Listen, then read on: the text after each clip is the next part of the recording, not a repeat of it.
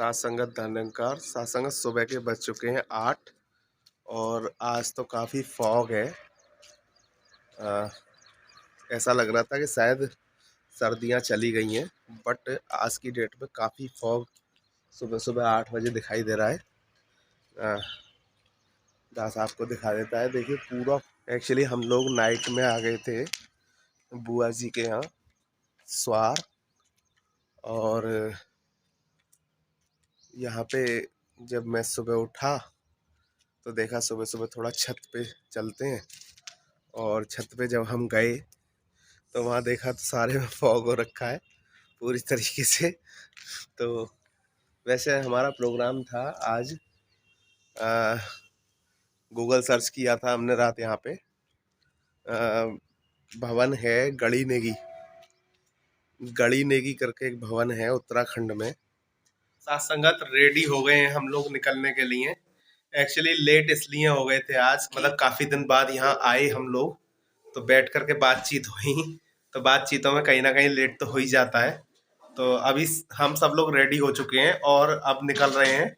यहाँ मिलेंगे रास्ते में। अभी टाइम हो रहा है 2:30, तो 2:30 अभी हो गए हैं। अब हम लोग निकल रहे हैं और मिलते हैं रास्ते में। और यहाँ से हमने देख लिया टोटल नियर बाई 50 के अराउंड है यहाँ से गड़ी नेगी।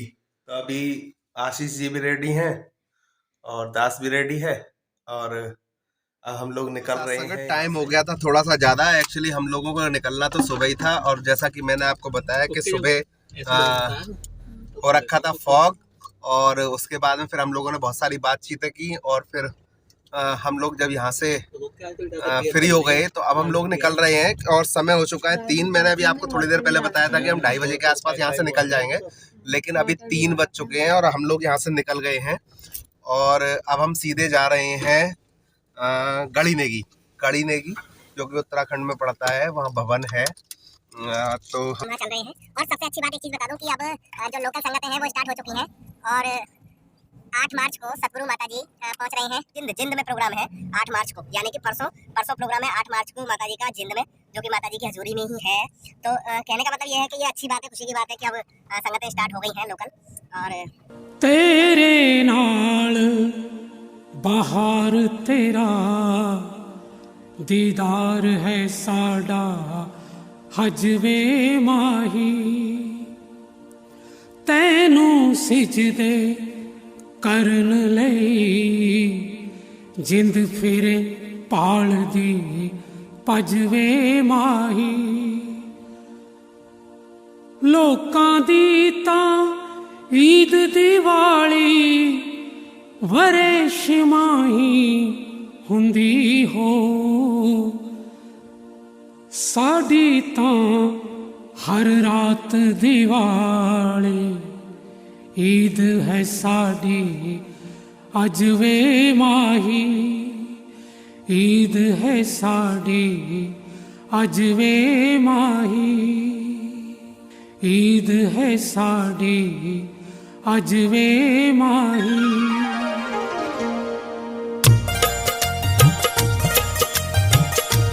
तो साथ संगत, जैसा कि दास आपको बता दे कि भवन बहुत सुंदर बनाया हुआ है, और महात्माओं ने अच्छे से इसको सजाया हुआ है भवन को।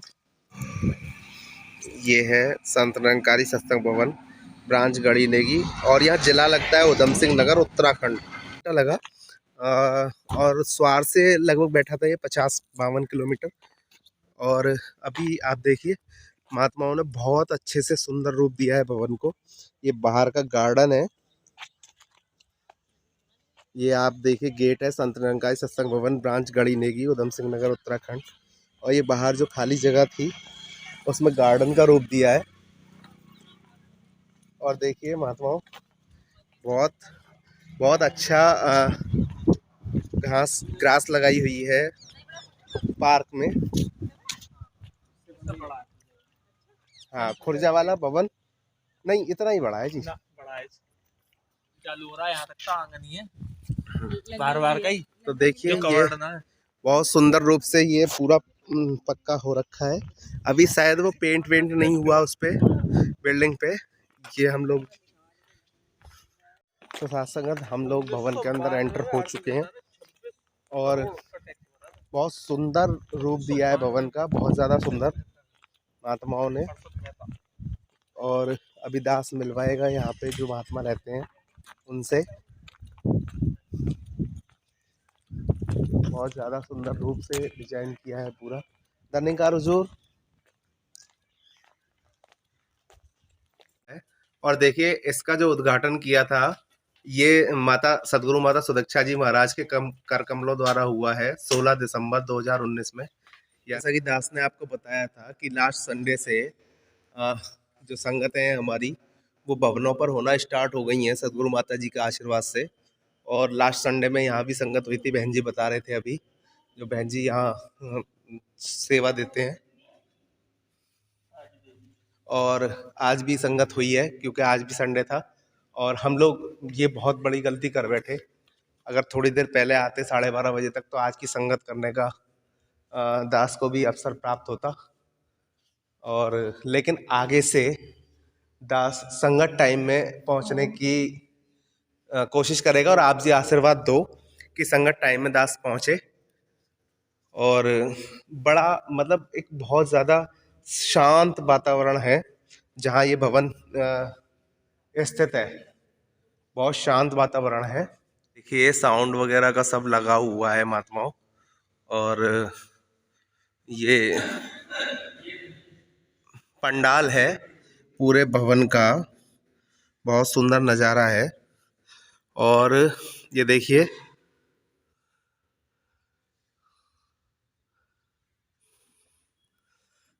इस तरीके से भवन के गेट की एंट्री है। और पंखों की सारी सेवाएं भवन पर हो चुकी हैं। सत्संग जी निरंकारी मिशन के 5 सिद्धांत दास आपके साथ साझा कर रहा है। पहला सिद्धांत है तन मन धन निरंकार प्रभु की देन है, इसे निरंकार का ही समझना है, अभिमान नहीं करना। जात मजहब वर्ण आश्रम अभिमान नहीं करना है। किसी के खाने पीने पहनने पर नफरत नहीं करनी, गृहस्थ में रह कर के भक्ति करनी है। और सदगुरु द्वारा दिया गया ज्ञान किसी को भी बिना आज्ञा के नहीं समझाना है। महात्मा है उनके घर पर आ गए हैं। और जैसा कि हम लोग वहाँ बैठे थे बट महात्माओं ने कहा कि चलो घर ही चलते हैं। और ये यहीं पे है, थोड़ा सा पास में ही है, ज़्यादा दूर नहीं है। और बहुत सुंदर इन्होंने एक्चुअली जो महात्मा है उनका राइस मिल भी है। लेकिन ये पढ़ने तक ही नहीं है। जिस प्रकार ये 2 साल बीते हैं तो कई जिसे निरंकार का पता है वो तो पक्कों में गिने जाते हैं जी, जिन्हें इसका पता है।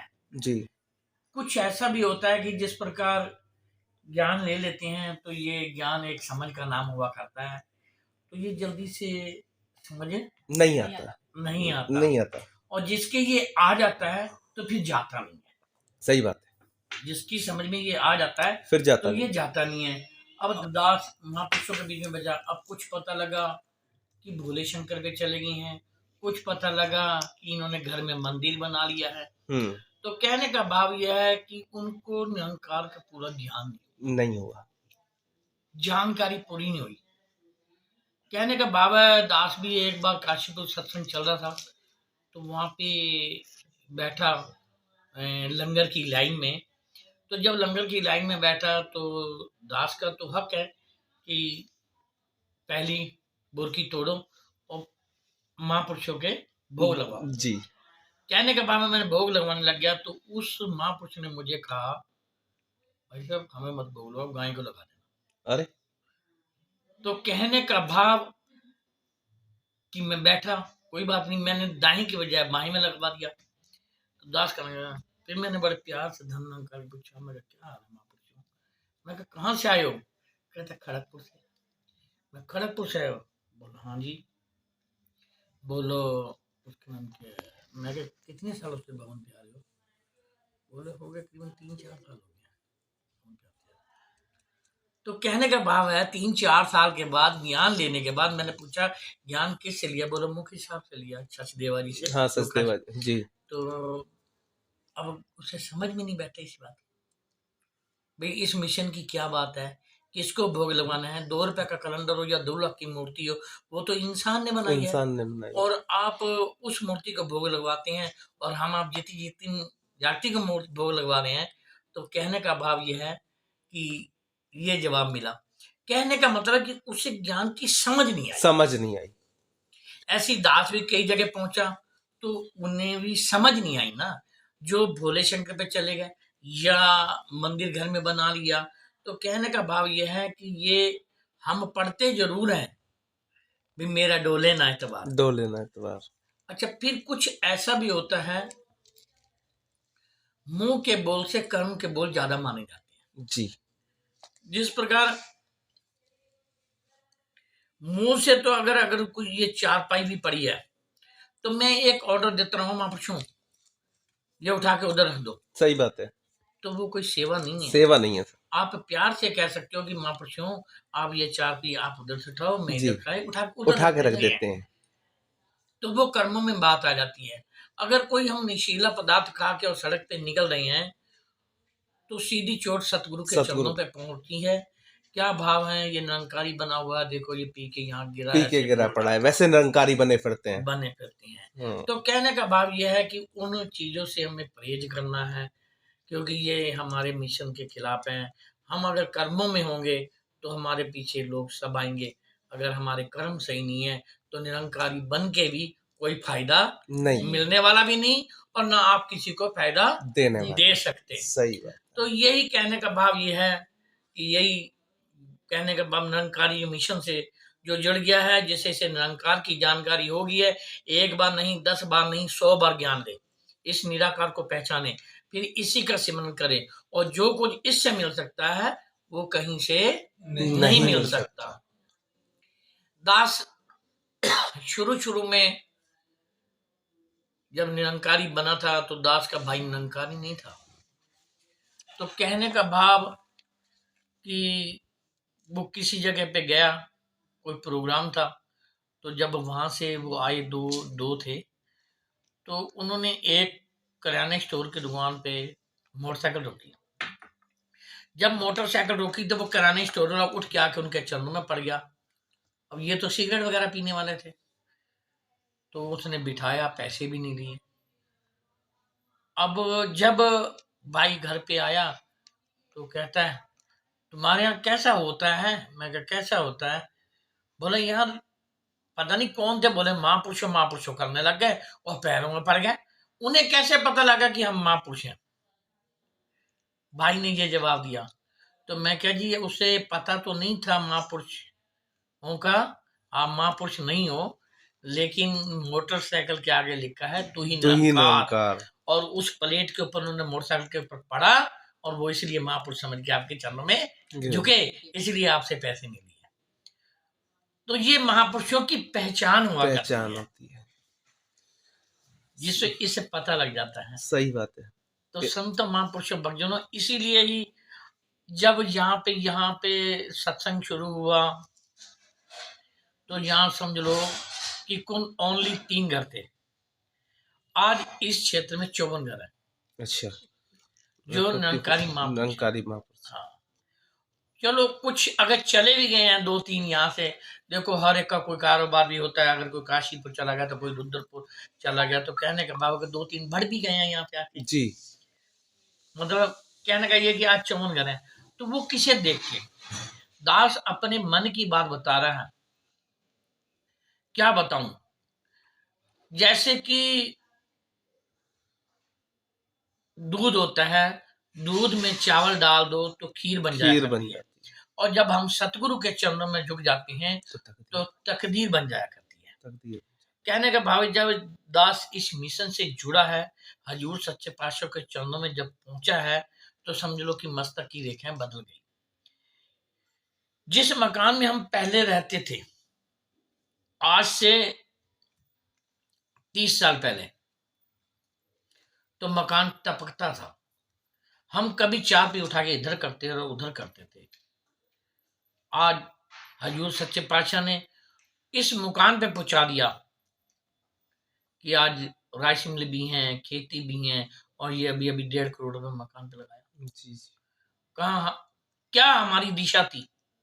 हम पिछली बात याद करें तो, और आज कहाँ पहुंच गए? तो ये हम नहीं पहुंचे, सब सतगुरु का आशीर्वाद। तन और मन धन किसका है? सतगुरु का। यह है इसी का, लेके हमने साथ जाना नहीं है।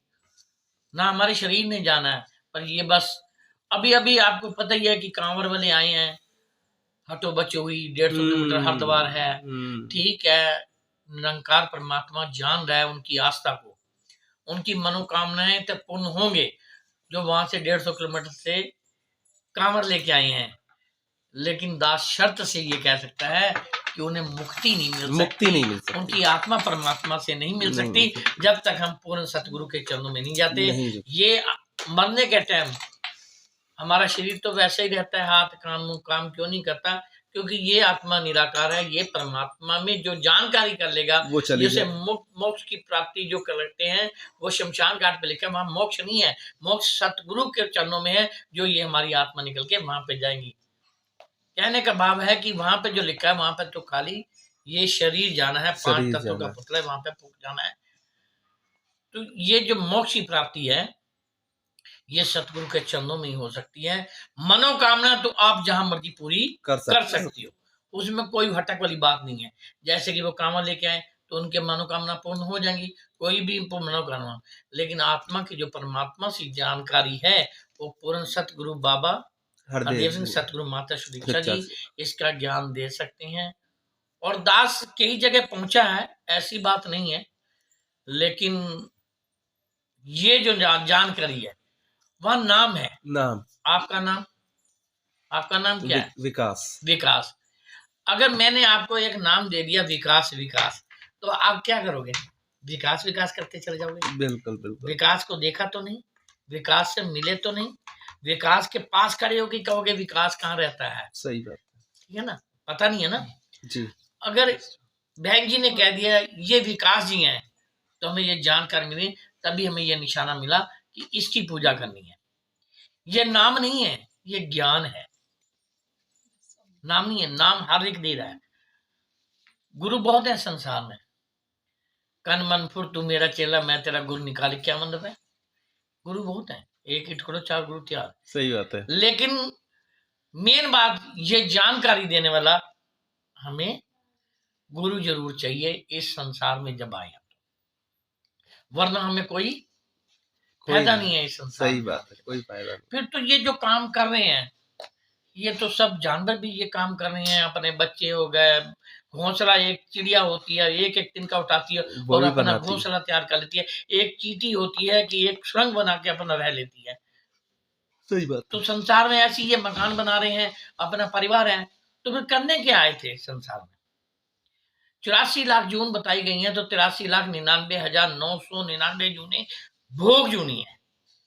एक इंसानी जून है जिसको ये समझ है, जिसको ये ज्ञान है, और इसीलिए संसार में सतगुरु निराकार परमात्मा ने भेजा है। लेकिन उधर ध्यान नहीं जाता, ध्यान दूसरी तरफ। सही बात। तो इसलिए संत महापुरुषों बख्श लेना, दास आपके चरणों के साथ जुड़ा रहा है, और इसी प्रकार जिस प्रकार जो हजूर सच्चे पातशाह ने सेवा दी है ये निभाता चला है। ये निरंकार जानने वाला है, ये सतगुरु जानने वाला है।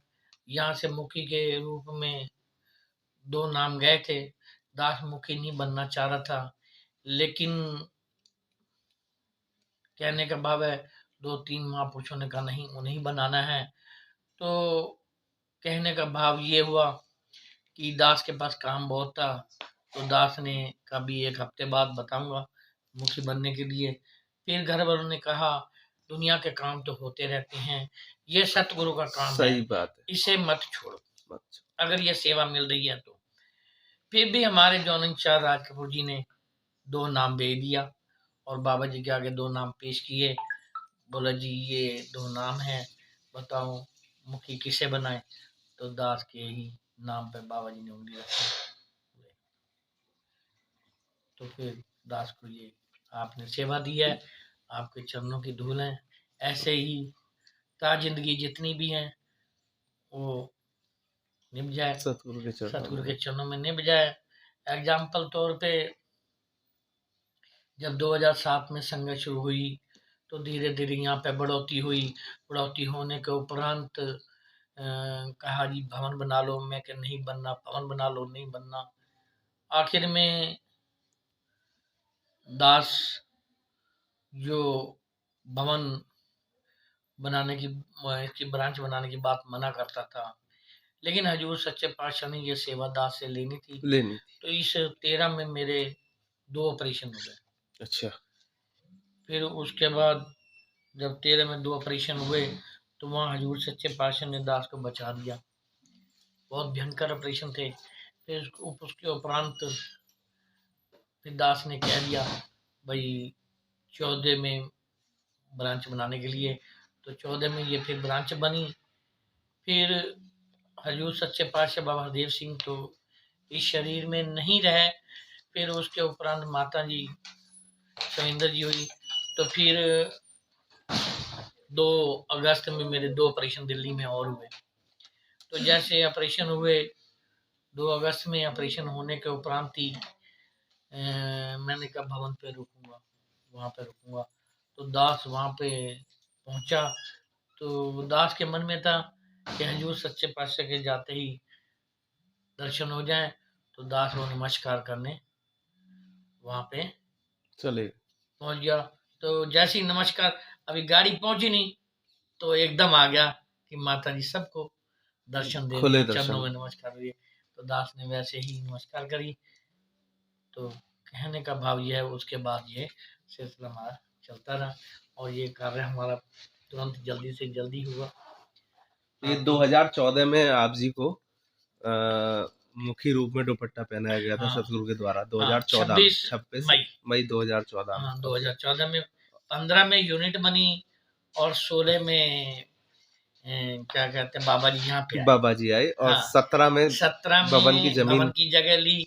18 में इसकी 4 दीवारी और भरान हुआ और 19 में बन के तैयार होके हजूर पातशाह के कर कौम द्वारा 16 दिसंबर 2019 और थोड़े दिन ही इस भवन में संगत करी तो 13 मार्च में, मतलब लगा लो 16 दिसंबर के बाद 13 मार्च में इस भवन की मतलब लॉकडाउन हो गया था। फिर उसके बाद में आप दोबारा से आपकी कृपा से 27 फरवरी में दोबारा संडे में ये शुरुआत हुई है। तो संतो महापुरुषों ये जो चाहे कर सकता है बिल्कुल, लेकिन इस पे हमें विश्वास होना चाहिए। जब हम डोल जाएंगे तो हम कभी पकड़ नहीं पाएंगे। प्यार से कहिए साथ संगत। जैसा कि दास ने आपको रूबरू कराया महात्मा विजय सुधा जी से, जो कि गढ़ी नेगी से ही हैं और महात्मा बड़े समर्पण हैं, बहुत समर्पण भाव है महात्माओं का। और महात्मा, जैसा कि महात्मा ने बताया 2014 से कंटिन्यू मुखी रूप की सेवा महात्मा संभाल रहे हैं। तो बड़ा अच्छे विचार थे महात्माओं के। संगत हम लोग अब आ गए हैं वापस घर दिल्ली और लेट हो गया था काफी। टाइम हो रहा है इस समय 12:30 हो चुके हैं। तो अब नींद आ रही है और अब सोएंगे और इस ब्लॉग की समाप्ति करते हैं यहीं। काफी अच्छा रहा आज का ब्लॉग, बहुत सुंदर विचार रहे महात्मा सुधा जी के, विजय सुधा जी, जो कि गढ़ी नेगी से मुखी महात्मा है और बड़े समर्पित महात्मा है। पूरा परिवार पूर्ण समर्पण है। जैसा कि उन्होंने बताया था अपने विचारों में कि वो 1992 से कंटिन्यू सतगुरु की सेवा कर रहे हैं और 2014 में महात्मा को मुखी रूप में, जिस दिन उन्होंने अपने विचारों में बताया था, जो डिस्कस हुआ था कि जिस दिन नरेंद्र मोदी जी ने देश के प्राइम मिनिस्टर की शपथ ली थी, उसी दिन सतगुरु ने उनको मुखी रूप में दुपट्टा पहना करके उनको सेवाएं दी थी। और फिर 2014 से कंटिन्यू महात्मा सेवा में समर्पित हैं और पूर्ण रूप से पूरा परिवार समर्पित है। भाई भी थे उनके, मतलब और उनकी बहन भी आई हुई थी, उनके जो बहन के हस्बैंड थे वो भी आए हुए थे। तो काफी महात्माओं से जब मिले तो बड़ा अच्छा लगा और वो पल जो एक बनता है, जो क्षमा बनता है, वो भी बना और बहुत सारे विचारों पर डिस्कस हुआ। तो अब इस ब्लॉग की हम करते हैं समाप्ति, और फिर नेक्स्ट संडे मिलते हैं एक नई ब्लॉग के साथ। और इस बीच में बाकी हम मिलते रहेंगे। डेली विचार आपको सुबह मिल ही जाते हैं, तो डेली विचार के लिए आप इस चैनल को अभी सब्सक्राइब कर दें और शेयर करना बिल्कुल मत भूलिएगा। सभी महात्माओं तक पहुंचाएं और ज्यादा से ज्यादा सब्सक्राइब करें, ताकि वीडियो का नोटिफिकेशन अपलोड होने के बाद तुरंत आपको मिल सके। और साथ में शेयर कीजिएगा और वीडियो को लाइक कीजिएगा, और कमेंट में जरूर अपना विचार रखिएगा इस ब्लॉग का कि कैसा आपको ये ब्लॉग लगा। और कमेंट में साथ में ये भी बताइएगा कि अब जो नेक्स्ट हम ब्लॉग बनाएंगे वो किस भवन पे बनाएं, तो उसमें से ही कोई एक सजेस्ट करेंगे और फिर उस भवन का ब्लॉग हम करेंगे। बाकी गुरु के प्रति समर्पित रहिए, और दास को भी आशीर्वाद दीजिए कि ज्यादा से ज्यादा गुरु के प्रति समर्पण अपना हो पाए और गुरु के द्वारा दी हुई सेवा को समय से पूरा कर पाए। साथ संग जी प्यार से बोलिए धन्यकार जी।